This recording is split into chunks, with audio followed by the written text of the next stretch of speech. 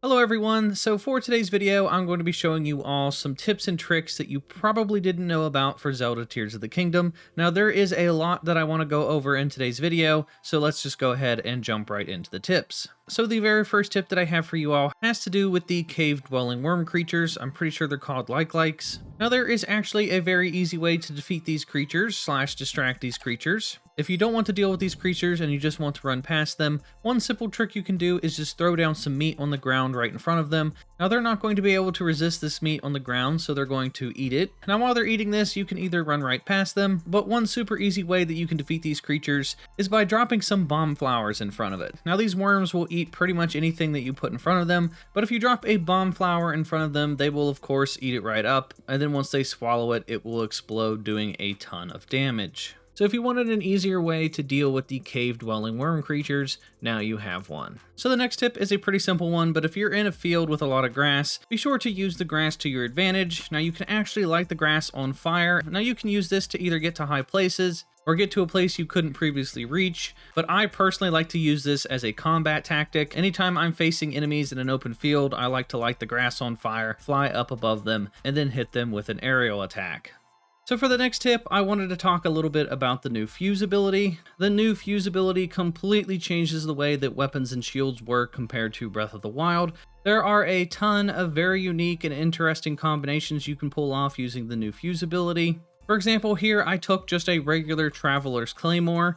Now normally this is a two-handed weapon, and when you're using two-handed weapons, that takes away the ability for you to block. When you're using a two-handed weapon, you basically just have to time your attacks the correct way and learn how to dodge. And now, thanks to the new fuse ability, if you attach a shield to your two-handed weapon, now suddenly you have the ability to block using your two-handed weapon. So just hold in the block button as normal and it acts the same way as a normal shield would. And yes, you can even parry using this combo as well. So if you didn't like using two-handed weapons because it removed your ability to have a shield, well, luckily now you can have both. So we just learned that you can attach a shield to a sword, but what about attaching a sword to a shield? Now normally when using a shield, it's pretty basic. You hold in the block button, you can block incoming attacks, you can do a perfect parry to open up a window to do a ton of damage to whatever enemy you're facing. But with using the new fuse ability, you can take just any shield and attach a sharp object to it, and then suddenly your shield becomes a weapon. So for example, you can just take a shield and attach a sword to it. You can take a shield and attach some amber on it. Basically, any sharp object in your inventory you can fuse to a shield. Anytime you have a sharp object attached to your shield, if you use the parry button, the parry button can now do damage to enemies. I absolutely love doing this because I suck at timing my parries. So if I have a sword at the edge of my shield and I miss my parry, I can just do direct damage to the enemy instead. Sometimes it's enough damage to finish them off, but more importantly, it can do just enough damage to knock an enemy off balance so that if I miss my parry, I'm not going to get hit directly in the face.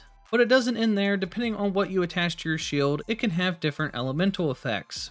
So here, for example, I stuck this giant icicle on the edge of my shield, and then suddenly my shield now has an ice attack every time I do a parry. So if some enemy gets up in my face, I can just hit the parry button, instantly freezing them. So definitely experiment with some of the things that you can attach to your weapons and shields, because depending on what you attach to them can completely change the way that you play the game. So the next tip I want to talk about has to do with shield surfing. Now if you didn't know how to shield surf, you do so by hitting the ready shield button, which is ZL.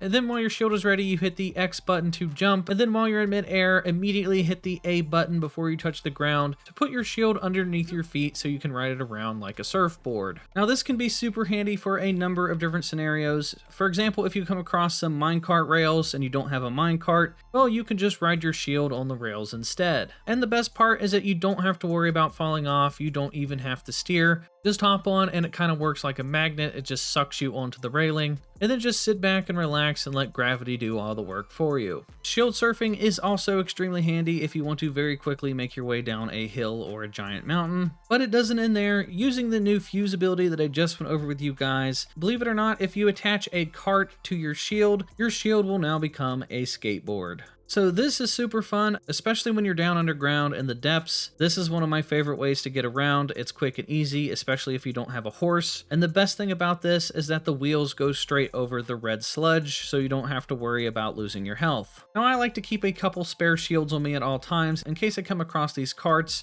That way I can make myself some portable skateboards. So the next tip has to do with these little bunny looking creatures you're going to see throughout your playthrough, and these little bunny looking creatures are called Blupees. Now what these little Blupees do is when you shoot them, they're going to drop you a ton of resources. So anytime you see them, be sure to shoot them, because after you shoot them and they drop their money, they are going to run away and lead you to the nearest cave entrance. So anytime you see one of these little Blupees, it's a surefire way to know there's an undiscovered cave nearby. And since we're on the topic of caves, if you're exploring a cave or a well, or you're just in some sort of scenario where you can't find an exit, remember that you can use your ascend ability. Now I made it about 20 plus hours into my playthrough before I realized that you could actually ascend your way out of a cave. So prior to knowing this, anytime I was lost in a cave, I would resort to fast traveling, and that would just waste a ton of time. So anytime you're in a cave, just use your ascend ability and it will take you straight up to the surface. So the next tip I have for you all has to do with these little rockets that you're going to find on your playthrough. Now these rockets are your absolute best friend. These rockets can be used for a number of different things. For example, if you attach it to a weapon, it is going to greatly increase your attack speed, letting you put out tons of DPS against enemies. Not only that, but if you go to throw your weapon, it is going to go extremely fast and with a lot of force. Just look at how far this spear goes when I attach a rocket to it. But that's not even the coolest thing. The reason I'm bringing up these rockets is because if you find one, make sure you always have a couple extra shields stored in your inventory, because if you use the fuse ability and you attach a rocket to your shield, once it's attached to your shield, if you hold in the block button, the rocket will activate and will give you a massive boost into the air, essentially acting as a little portable jetpack. Now for the next tip, I'm going to show you guys where you can find one of the device dispensers that actually gives you these rockets. And not only that, this device dispenser also gives time bombs, small wheels, and flashlights that are really handy in caves and the underground area. So to get to this location, you're going to want to go up into the sky, and you want to go back to the beginning area, which is the Great Sky Island. Fast travel up to this shrine clear at the very top, and then once you get here, you're going to want to set yourself up a glider over on the left hand side. Now a quick tip for setting up these gliders: if you didn't know, you can actually use your rewind ability to set yourself up a glider in any scenario. So what you want to do is pick up your glider, hover it over the edge for a couple of seconds, and then bring it back down safely in front of you and place it on the ground. Then just hop onto your glider, use the rewind ability. It will rewind time, putting the glider up in the air. Then just turn off the rewind ability, and just like that, you can now launch gliders from pretty much anywhere. So now that we're up here, we're going to be taking quite the journey, because we want to go all the way over here off into the distance. Now I have fans attached to my glider. You don't necessarily need fans. The fans are just a nice little bonus to speed things up. So glide your way all the way over here to this floating platform, and then just skydive / glide yourself the rest of the way. Then once you finally make your way over here, throw in some Xanite shards into the canister, and congratulations, because now you have some time bombs, small wheels, flashlights, and rockets. Now if you can't get the rockets to drop for you just using regular Zonite charges, I put in a large Zonite charge, and once I did that, it finally started to pump out some rockets for me. But that is not the only interesting thing that's up here. For starters, if you head over in this direction, you're going to find yourself a shrine that will let you fast travel to this location in the future. But what I found is if you go over here to this area and you use your Ultra Hand to grab a hold of this giant key, you can use the key to turn the platform, but if you notice, there's actually a chest dangling from the platform. Now, I wasn't able to figure out how to correctly free the chest, so I just shot it with an arrow and then chased it all the way down to the bottom. It was a pretty big pain to find where this chest landed, but once you do find it, it's going to give you a treasure map. Now, the treasure, unfortunately, is underground. I don't know what reward the treasure map gives you. I tried to go underground and look for this thing for like 40 minutes, and I just could not for the life of me figure out how to get there. So I wasn't able to find what the treasure map leads to just yet. So if one of you guys go and figure out what is at this treasure map location, let me know down in the comments and I'll be sure to pin it so everyone can see. And then the final tip I want to give you all in today's video is the location of 3 fairies that you can capture that you can then use to save your life anytime you die. So what we want to do is go down to the Hyrule Field Skyview Tower.